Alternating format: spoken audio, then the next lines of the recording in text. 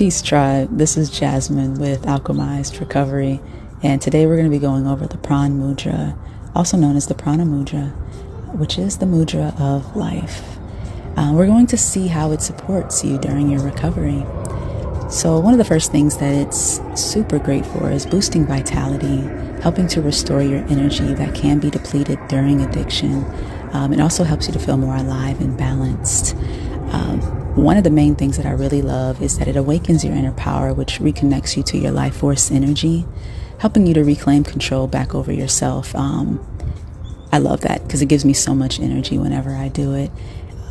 It helps to reduce stress, calming the nervous system and easing withdrawal symptoms. It helps to balance your chakras, more specifically the root and the sacral chakra, which in turn provides stability and grounding.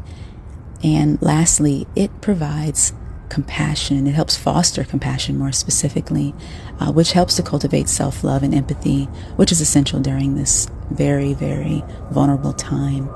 So go ahead and implement this into your self-care routine and let me know how it affects you, how it improves your day-to-day. Peace.